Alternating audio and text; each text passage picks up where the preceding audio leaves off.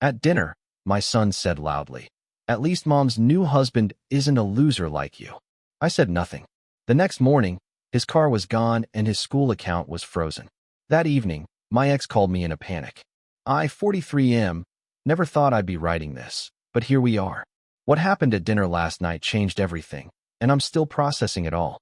My ex-wife and I divorced 3 years ago. She cheated with her current husband, a guy who inherited his father's construction company and thinks money solves everything. Since the divorce, she's been filling our son's head with poison about me. He's 17 now, a senior in high school, and the kid I once threw baseballs with in the backyard barely acknowledges my existence anymore. I work as a high school teacher. Not glamorous, doesn't pay much, but I love what I do. My ex knows this, and she's made sure our son knows exactly how little I make compared to her new husband. The monthly dinners were part of our custody agreement, neutral ground where we could maintain some connection. Last night was supposed to be just another awkward meal. I picked him up from his mom's house in my 10-year-old Honda. He got in without a word, earbuds already in, designer clothes that I knew I hadn't bought him. We drove to the diner we always go to, nothing fancy, but it used to be our place when he was younger. We sat in our usual booth, and I tried making conversation. Asked about school, about his college applications, about the baseball team. One-word answers, if I was lucky. He kept checking his phone, rolling his eyes at everything I said. Then I made the mistake of asking if he needed help with his college essay. That's when he exploded. Told me loudly enough for the entire diner to hear that at least his mom's new husband wasn't a loser like me. Said I was embarrassing, that his friends felt sorry for him having a dad who drove an old car and lived in a crappy apartment. The words hung in the air like smoke from a fire. The diner went quiet. Other families stared. The waitress stopped mid-pour at the next table. I felt heat crawling up my neck, but I didn't respond. Didn't raise my voice. Didn't defend myself. I just asked for the check and drove him home in silence. When I dropped him off, he slammed the car door hard enough to shake the whole frame. I watched him walk up to the house I used to live in, now with a new BMW in the driveway next to my ex's Mercedes. Through the window, I could see his stepfather inside, probably waiting to hear about how dinner went. I drove home to my small apartment and sat in the dark for hours.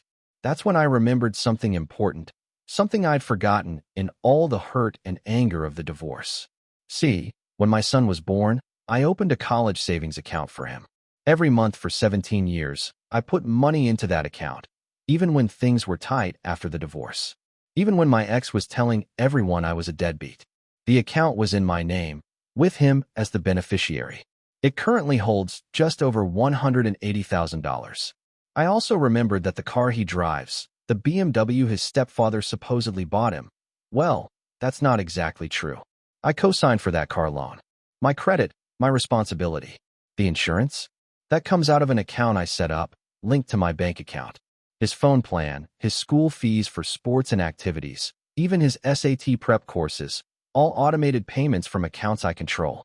My ex-wife likes to play the victim, telling everyone how she gets no support from me. What she doesn't mention is that I pay for everything directly. Always have. The court-mandated child support goes to her, sure, but all of my son's actual expenses? Those come straight from me, quietly, without fanfare. That night, I made some phone calls. The next morning, I woke up early and got to work. First call was to the bank.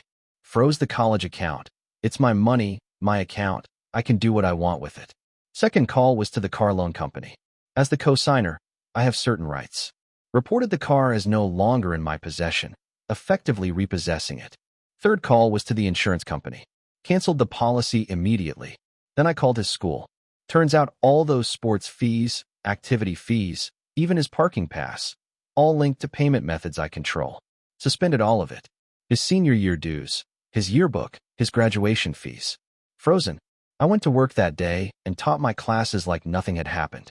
Helped kids with their algebra, graded papers, stayed after school for tutoring. Normal day for a loser teacher. Around 3 o'clock, my phone started buzzing. First text from my son asking why his car wouldn't start. I didn't respond.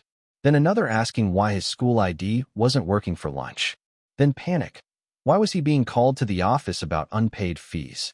I turned my phone off and finished my day. That evening, I was grading papers when my phone rang. My ex-wife's name flashed on the screen. I almost didn't answer, but curiosity got the better of me. She was frantic, asked me what I thought I was doing, why I was punishing our son for something so petty. The car had been towed from the school parking lot. The school was threatening to not let him graduate unless his fees were paid. She was screaming about how I was ruining his future over hurt feelings. I let her finish, then calmly explained that I wasn't punishing anyone. I was simply no longer financially supporting someone who considered me a loser and an embarrassment. If her husband was so successful, surely he could handle these expenses. After all, according to my son, he's not a loser like me. She tried arguing, tried guilt-tripping me, tried threatening legal action. I reminded her that every account, every loan, every payment method was in my name. I'd been quietly supporting our son's lifestyle while she took credit for it. But if I'm such an embarrassment, perhaps it's better if I step back entirely. The call ended with her hanging up on me. Update 1. It's been 3 days since the dinner incident, and things have escalated in ways I didn't expect. My phone has been buzzing nonstop with calls from my ex, my son, and even the stepfather, though I haven't answered any of them. Yesterday, my son showed up at my apartment. I could see him through the peephole, standing in the hallway looking desperate. He knocked for 10 minutes before finally leaving. He tried calling again immediately after, but I wasn't ready to talk. This morning, I got a text from him.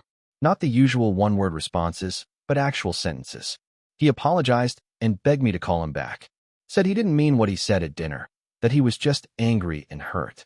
Asked me to please unfreeze everything because his friends were starting to ask questions about why he was taking the bus to school. I almost called him back. Almost. But then I remembered sitting in that diner, feeling the eyes of every person there as my own son called me a loser.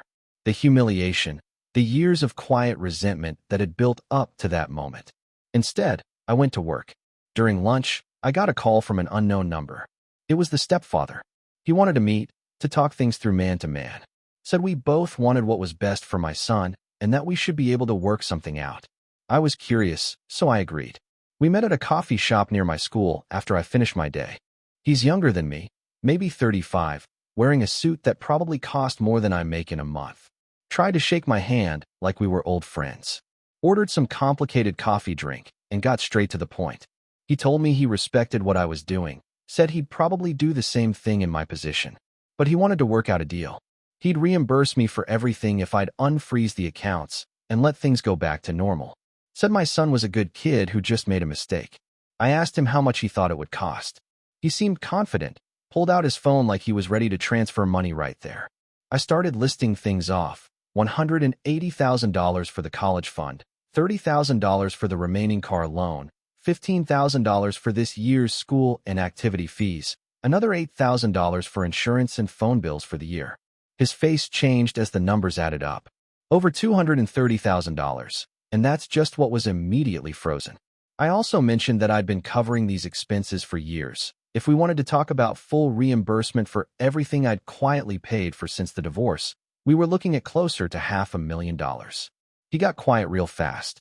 Started backtracking, saying maybe we didn't need to unfreeze everything immediately, maybe just the essential stuff. Maybe we could work out a payment plan. I finished my coffee and told him I wasn't interested in payment plans or deals. If I'm such a loser, then he shouldn't want a loser's money funding my son's life anyway. I left him sitting there with his expensive coffee and his uncomfortable silence. Update 2. A week has passed, and the situation has taken another interesting turn. My ex-wife showed up at my school yesterday, which was both embarrassing and enlightening. She waited in the parking lot until I finished my day, then cornered me by my car. She looked exhausted, stressed in a way I hadn't seen since our marriage was falling apart. She asked me to please be reasonable, that our son was suffering, and it wasn't fair to punish him for one stupid comment. I asked her if she thought it was fair for me to be humiliated in public by the child I'd been quietly supporting for years. She got defensive, said that kids say things they don't mean when they're upset, that I was being petty and vindictive. That's when she let something slip that changed my perspective entirely. She admitted that her husband was having financial troubles. Apparently, inheriting a construction company doesn't mean much when you don't know how to run it. They're leveraged to the hilt, and the fancy lifestyle they've been flaunting is mostly financed debt. She actually asked me to help them. Said that if I unfroze everything, they'd make sure our son apologized properly and treated me with more respect. The irony was thick enough to cut with a knife. The woman who left me for a successful man was asking the loser to bail them out. I told her I needed time to think about it. She seemed relieved, probably thinking she'd gotten through to me. But really, I was just processing the bigger picture that was emerging. Last night, I did something I should have done years ago. I went through all my financial records since the divorce, documenting every payment I'd made for my son. The college fund, the car, insurance, school fees, medical expenses, clothes, equipment for sports, summer camps, tutoring, you name it. The total came to just over $340,000 over 3 years. More than $100,000 per year, on top of the official child support that goes directly to my ex. All of it quiet, all of it uncredited, all of it invisible to everyone who thinks I'm a deadbeat dad. I called my lawyer this morning. Turns out there are some interesting legal implications to what I've discovered. If my ex has been claiming financial hardship while I've been covering the majority of my son's expenses, that could affect our custody and support arrangements. My son texted me again today. His messages are getting more desperate. He's been taking the city bus to school, eating cafeteria food instead of going off campus for lunch with his friends, sitting out of senior activities because he can't pay the fees. He's starting to understand what his life actually costs and who's been paying for it. But here's what really got to me. He asked if I was okay. Not about the money, not about unfreezing the accounts, but if I was doing all right. It was the first time in years that he'd expressed concern for my well-being instead of just asking for something. I'm starting to think this might be working, but not in the way I expected when I started. Final update. 2 weeks have passed since that dinner, and everything has changed in ways I never could have predicted. My son showed up at my apartment again 3 days ago, but this time I answered the door. He looked different, tired, humbled, younger somehow. He asked if we could talk, really talk, without phones or distractions. We sat on my couch, and for the first time in years, he actually looked at me. He apologized, not the quick, empty apology teenagers give when they want something, but a real one. He said he'd been thinking about everything, about how much I must have been doing behind the scenes that he never noticed or appreciated. He told me about the last 2 weeks, taking the bus, dealing with friends asking questions, having to actually budget his lunch money. He said it made him realize how much he'd been taking for granted. But more than that, he said he'd been thinking about all the little things, how I never missed a game, even when he barely acknowledged me in the stands, how I still helped him with homework when he'd call, how I always made sure he had what he needed even if I couldn't afford the brand names his friends had.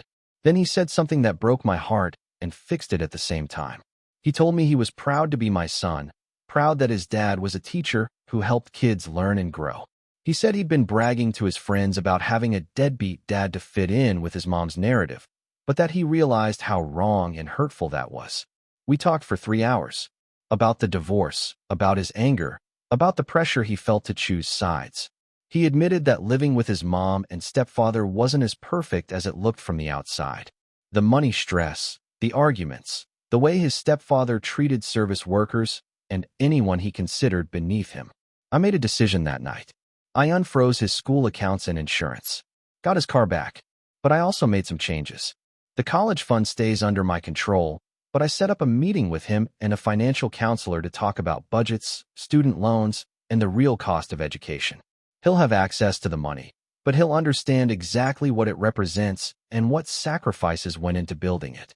I kept paying for his necessities, but the extras, the expensive dinners out, the designer clothes, the premium everything, those come out of money he earns himself.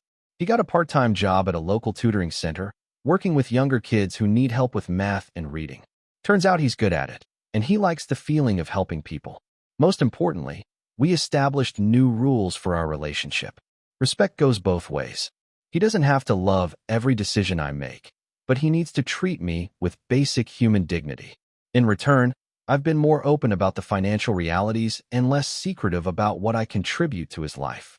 My ex-wife wasn't happy about the changes. She accused me of manipulating our son and trying to turn him against her. But when she realized I wasn't going back to the old arrangement of quietly funding everything while she took credit, she had to start being more honest about their financial situation.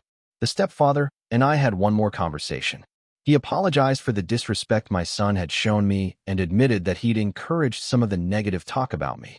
He also asked if we could work out a more formal arrangement for expenses going forward. Turns out being a successful provider is harder when you actually have to provide. My son and I have dinner every Tuesday now, just the two of us. Not because a court order says we have to, but because we want to. We talk about his college plans, his job, his friends, his future. He asks me about my work, my students, my life. Last Tuesday, he told the server at our diner that he was proud to be there with his dad, the teacher. Said it loud enough for other tables to hear. Sometimes the best lessons come from the hardest moments. My son learned that respect and support aren't automatic. They're earned and maintained. He learned the value of money and work and gratitude. I learned that sometimes you have to be willing to lose everything to gain what actually matters. The money, the accounts, the payments, those were just tools. What I really wanted was my son's respect and a genuine relationship with him. We both learned that love isn't just about providing or receiving. It's about seeing and appreciating each other for who we really are, not who we wish the other person would be. He starts college in the fall. He'll have the money he needs, but more importantly, he'll understand what it took to get it and what he needs to do to keep earning the support of people who love him. That dinner 2 weeks ago was the worst and best thing that could have happened to us. Sometimes you have to break something completely before you can build it back the right way.